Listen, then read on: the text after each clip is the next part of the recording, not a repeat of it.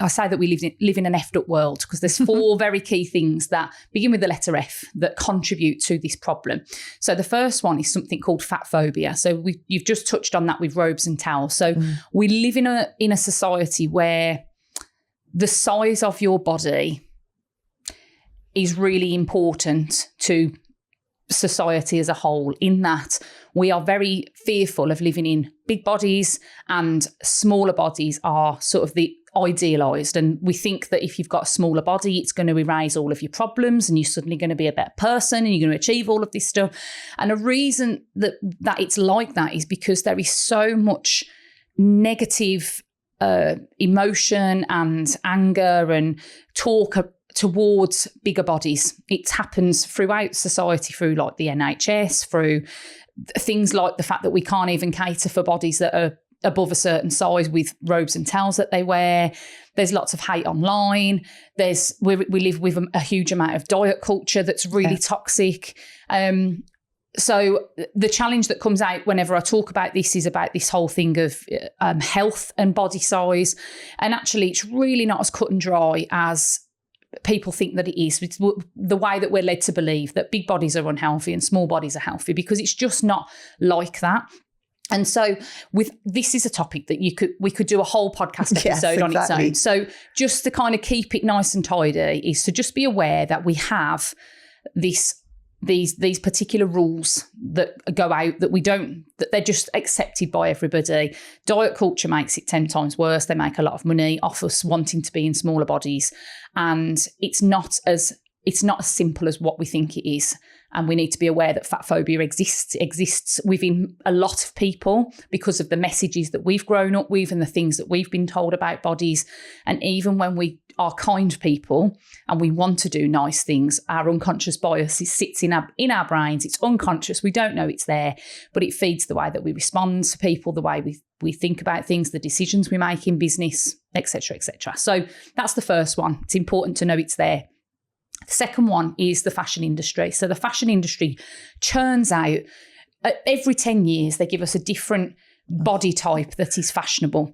And we know that our bodies are not a fashion accessory, but the subconscious side of our brains think that we still should be able to fit into these fashion ideals with our body. So when time I was growing up, Kate Moss was very trendy. Yes. Her particular body type was very tall, slim, not much fat on the bones at all, no curves, small chest, pale skin, able-bodied, lots of things that were relevant to her and that kind of 90s fashion. And then as time has evolved in my lifetime, you've had people like the Kardashians that have suddenly made body types more trendy in a different way. So we now see that curves are something that people want. We want tiny waists and big bottoms, so much so that people will pay to go and have fat sucked from one part of their body and into their bums to make it bigger. And it's a very extreme look as well, isn't absolutely. It? Like, we've seen a big boom in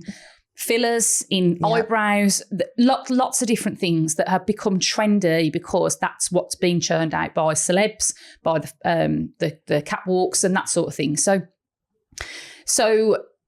what the fashion industry does is creates this ideal body type, and our industry provides services to help people create that body type.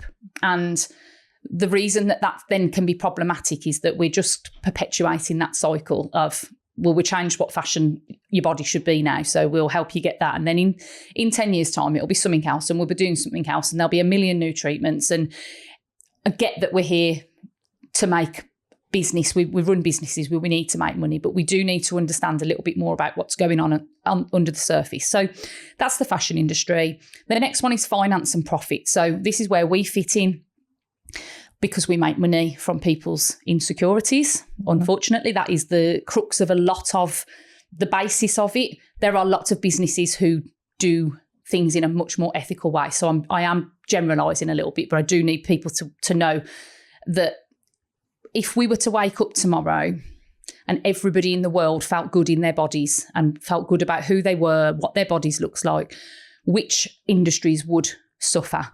And diet industry would be a massive one that would suffer. Yes. parts of the fitness industry, for those people who and businesses who push at us that the only benefits for exercise are to lose weight and to tone up and to buff up and those sorts of things. The beauty industry certain parts would significantly suffer if they are businesses that are solely focused on the aesthetic appearance of people, which is not all of them, but a lot of them.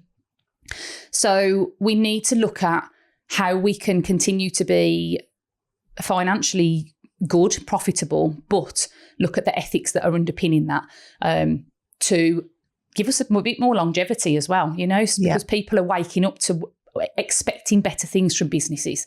And then the final part, and I feel that for an industry that is made up really predominantly of women, the numbers are quite high with the amount of women that are in the industry. It's really important for the last one, which is to do with feminism and the feminism movement, which is moving us away from old-fashioned values and belief systems around what women are good for and why we're on this planet. So as we know now, we're here for lots of good things and we bring amazing things to the table, and we're not just here for making babies and looking pretty. We've got much more to bring to the world, and in order to be successful, we don't need to be married off. It doesn't signify anything about who we are. However, the type of society that we still live in and have grown up in, even though it has evolved, is one that puts that weight on women to be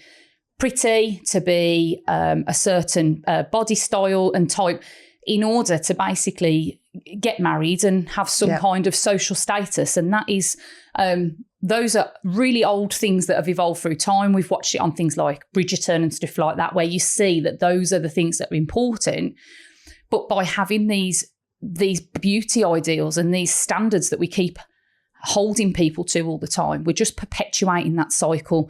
And that the feminism movement, as it's moved on to bring women forward, but it's gathered up lots of other people on the way, and it's now supporting people from underrepresented groups and marginalized communities who are suffering with the same kind of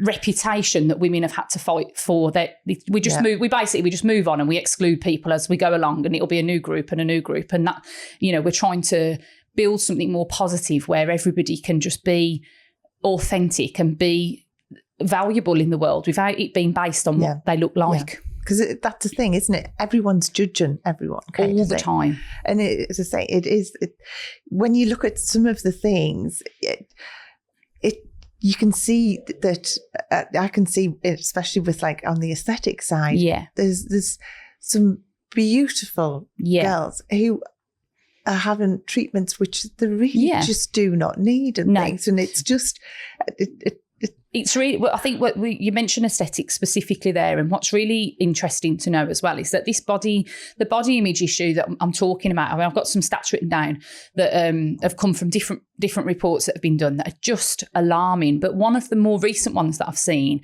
was when I was at Pro Beauty, not last time, the time before, and the aesthetics, one of the aesthetics magazines, was the front page of that was talking about body dysmorphia within the aesthetics industry and the rise in body dysmorphia for practitioners who are now starting to see that because what's happening for people who are working in aesthetics, the image of perfection that they are surrounded by on a daily basis, and the conversations like what I was having with brides about what they want to look like for their wedding day. Aesthetic practitioners are dealing with that on a daily basis of what the perfection that people want forever.